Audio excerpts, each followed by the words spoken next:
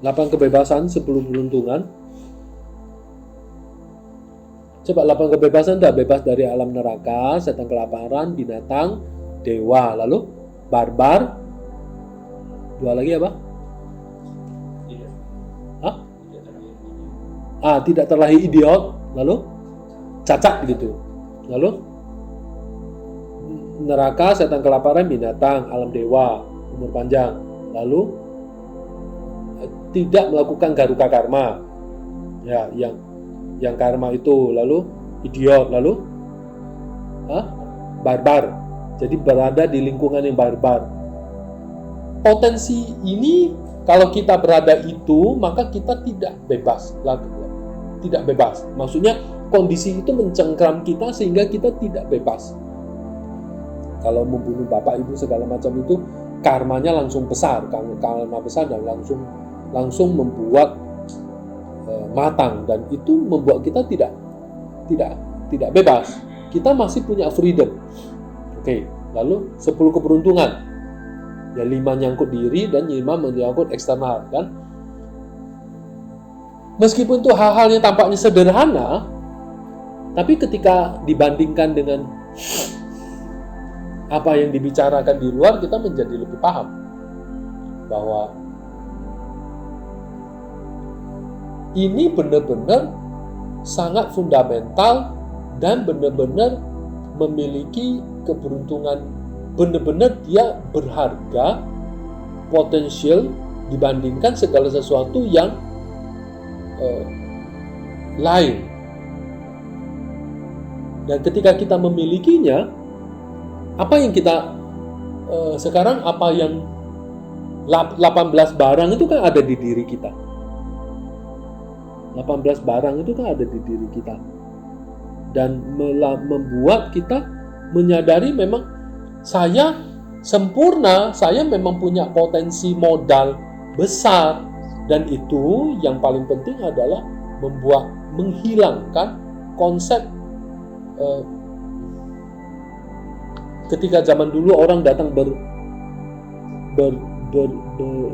belajar dharma, itu banyak kasta rendah, dan kasta rendah itu gak boleh dipegang, nanti dirimu tercemar.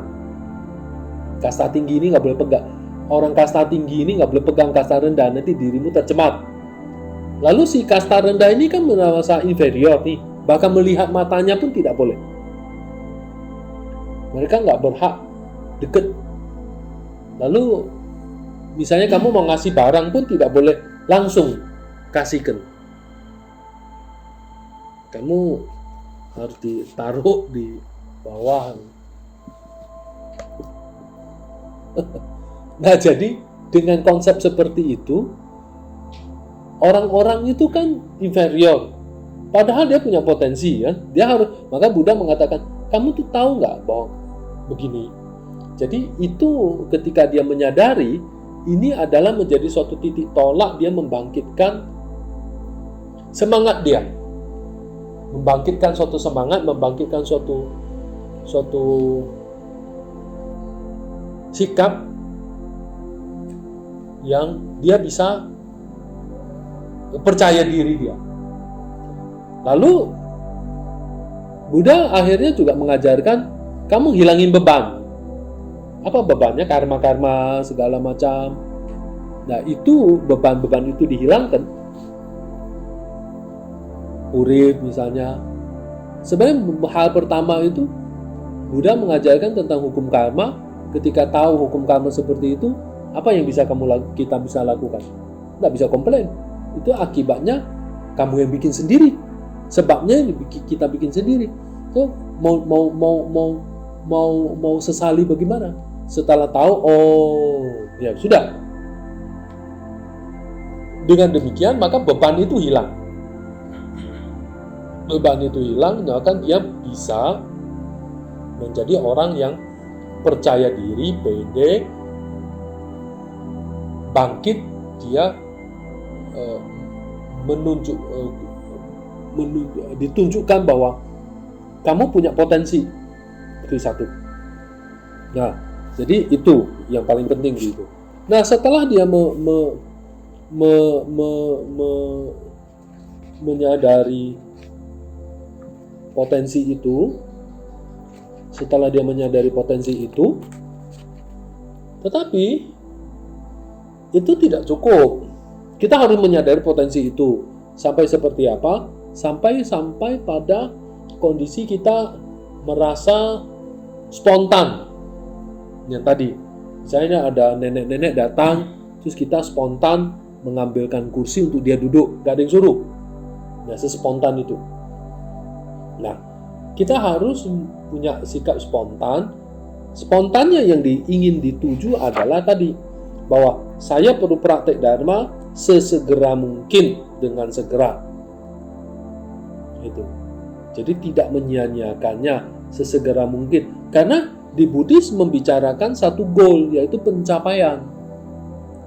Buddhis membicarakan satu goal, pencapaian. Pencapaian yang dibicarakan itu jelas, bahwa dalam kehidupan ini minimal pencapaiannya penolakan samsara atau meraih bodhicitta, atau pembebasan samsara, atau mencapai kebudayaan. Kalau kita tidak bisa mencapai kebudayaan tingkat kebudayaan di kehidupan sekarang, minimal kita meraih membagikan bodhicitta. Jika tidak bisa, penolakan samsara. Bukan. Masuk marga. Kalau tidak bisa bodhicitta. Kalau tidak bisa bodhicitta, penolakan samsara. Nah, jika stabil ini, maka kehidupan yang akan datang, kita mati, kita lahir di tempat yang stabil. Nah, jadi ketika kita melihat kondisi seperti itu, saya punya potensi. Kadang saya menyadari saya punya beban. Ya, tidak apa-apa. Kita ada berbagai macam cara diri kita agar bisa hilangkan beban itu. Tapi kan kita menjadi tahu, salahnya siapa? Nanti di hukum karma kita bahas topik-topik seperti itu. Nah, selanjutnya menarik bahwa setelah kita menyadari kebahagiaan, potensi keberuntungan seperti ini, dan kita di-encourage ya, dibangkitkan kesadarannya untuk meraih kebahagiaan, dan harus praktek Dharma sesegera, karena semua makhluk ingin bahagia, tidak ingin menderita. Jadi, lalu tadi kan bilang, agar mengembangkan keinginan yang memenuhi syarat untuk menarik manfaat sepenuhnya. Jadi ada kata menarik manfaat sepenuhnya, atau istilahnya menarik mengambil intisari daripada kelahiran tubuh manusia. Guru-guru suka menggunakan dua istilah itu. Kita juga perlu paham dua istilah itu tuh maksudnya apa. Jadi ketika misalnya genta ini kalau dibunyikan mampu memanggil semua kekayaan dan memanggil semua pacar-pacar, atau memanggil semua hal yang kamu inginkan. Lalu suatu hari kita dua pergi, lalu saya pergi gitu, kamu sendiri di rumah, kamu melihat ada barang ini. Lalu saya pergi satu hari, bodoh kalau kamu tidak pakai, tidak bunyikan. Paham nggak? Kamu punya waktu satu hari, bodoh kalau kamu tidak bunyikan. Nah itu. Jadi ketika barang ini ada di tangan kita dan kita tidak pakai, kan bodoh ya. Misalnya genta ini, sakti ini dibunyikan, bunyi pertama muncul Dewa Naga, bunyi kedua muncul Kubera, bunyi ketiga muncul Isa Dewata Tinggi, bunyi keempat semua Buddha muncul di hadapan kamu, bunyi kelima apa yang kamu inginkan semua terpenuhi. Oke. Jangan bilang begini, benar juga lo ya. Nanti kau Aku pergi karena suatu kesibukan. Kamu melihat ini, saya bilang ini jaga ya. Itu kalau kamu nggak bunyi kan yang bodoh ya. Ya kan ya. Kalau kamu nggak bunyi kan bodoh ya. Sedangkan waktumu cuma punya waktu 1 hari. Oke, artinya apa? Saya punya saya punya potensi besar ini, tapi terbatas. Ada batas waktunya. Kalau kamu tidak segera pakai, saya pulang, kamu nggak mungkin boleh pakai lagi, ya toh? Paham nggak? Nah itu ada batas waktunya. Berarti is not selamanya itu. Ada batas waktunya. Nah, menyadarkan kita itu seperti itu. Kita nggak pakai segera itu bodoh, karena menyia-nyiakan, itu satu. Lalu guru-guru selalu menggunakan istilah memanfaatkan menarik esensi kelahiran manusia. Nah, istilah ini menarik esensi kelahiran manusia. Apa menarik esensi kelahiran manusia? Suatu hal kamu tidak memetik esensinya, itu loh. Jadi apa memetik esensinya? Menggunakannya untuk meraih tujuan tinggi. Nah, itu maksudnya esensinya. Singkatnya begitu. Nah, berikutnya kita bicara potensi ini tidak lama. Kamu hanya sekedar dipinjamkan, nanti ada batas waktunya. Waktunya cuma 1 hari. Nanti saya pulang, nah, kamu nggak boleh pakai genta ini lagi. Jadi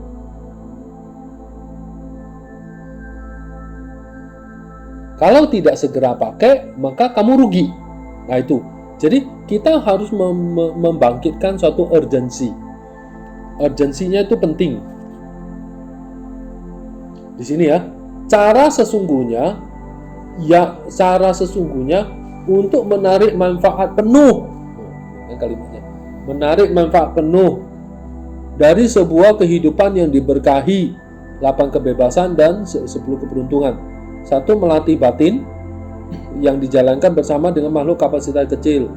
1. Latihnya adalah kapasitas kecil mengembangkan batin yang berupaya tekun demi kehidupan yang akan datang. Bahwa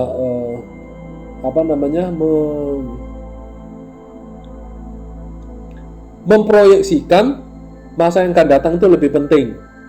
Nah, apa isinya?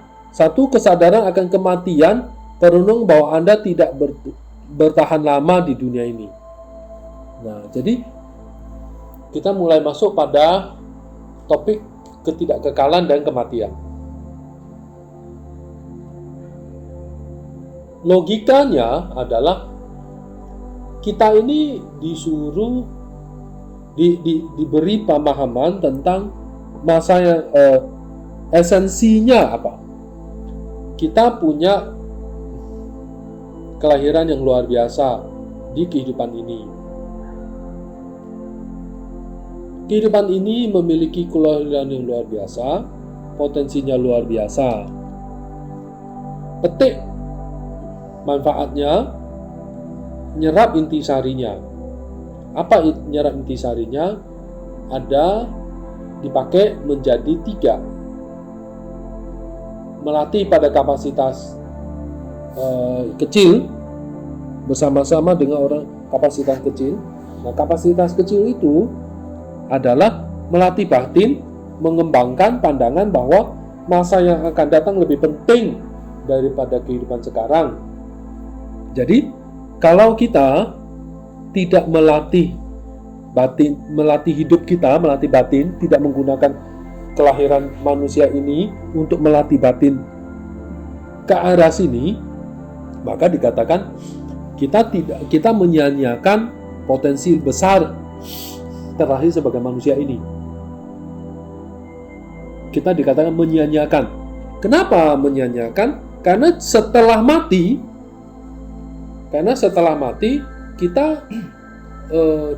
akan jatuh di alam rendah.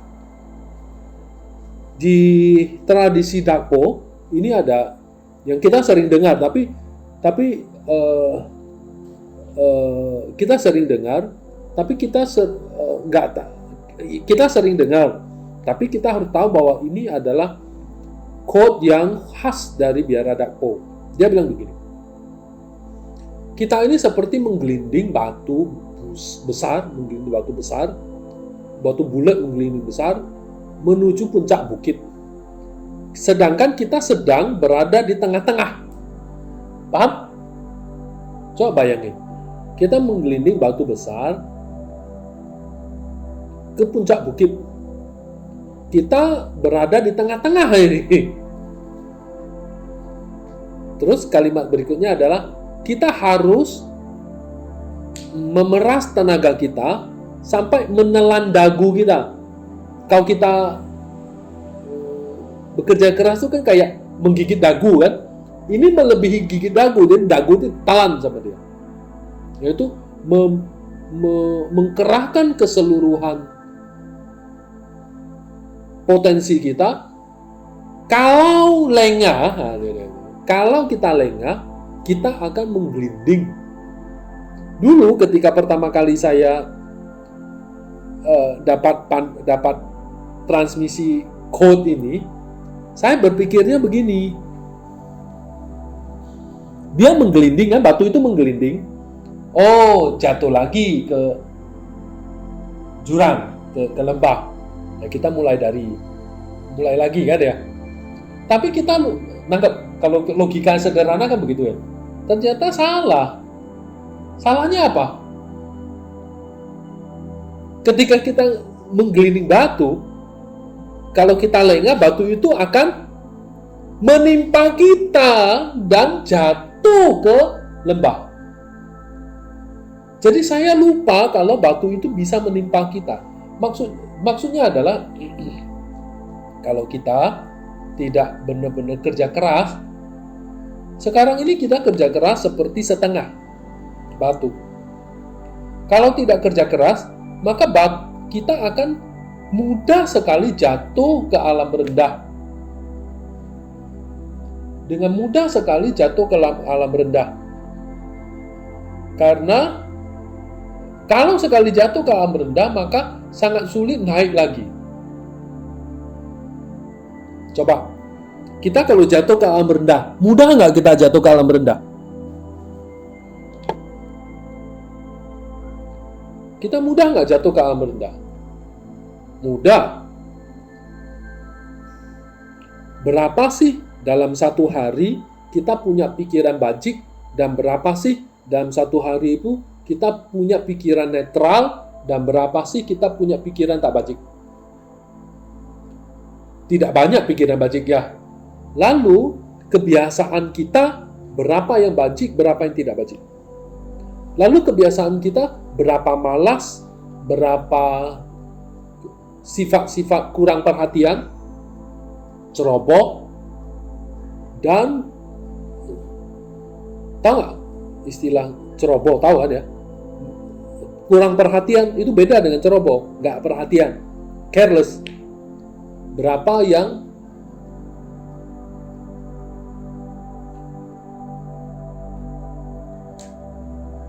sifat-sifat malas, kurang perhatian, ceroboh. Lalu berapa sifat bajik yang kita punya? Lalu berapa potensi karma positif yang kita punya? Berapa potensi karma negatif yang kita telah buat? Jika pada saat mau mati, batin kita, batin kita apakah mudah dikontrol?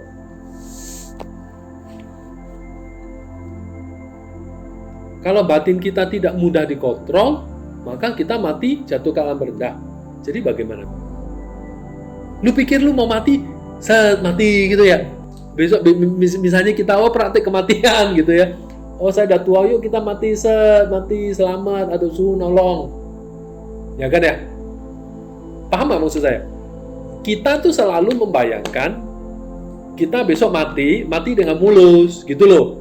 Kan konotasinya begitu. Lalu, masih beruntung, saya kan praktek tantra, saya bisa ida, self initiation dulu, purik dulu, ada suhu yang nolong aku, kan pikirnya begitu. Ya kalau mati mulus ya, tapi kalau berderai-derai tidak mati-mati dan sakit kanker dan is very pain, kesadaran kita kan nggak mampu bertahan toh. Sakit ini loh, sakit banget, kita kan nggak mampu bertahan. Mati bagaimana? Kalau saat itu terjadi kematian, les mati kan enak ya, tapi nggak mati-mati. Sakit sana sakit sini, kamu harus makan morfin 4 butir tiap hari. Lalu kamu setelah makan morfin kan oyong ya, kesadarannya. Terus, do you still remember what your practice? Not at all. So, apakah pandangan saya mati les mati itu, atau mati ini berapa hari ini? Nggak mati-mati juga, kayaknya ada sebulan ya. Nggak mati-mati juga. Gimana dong?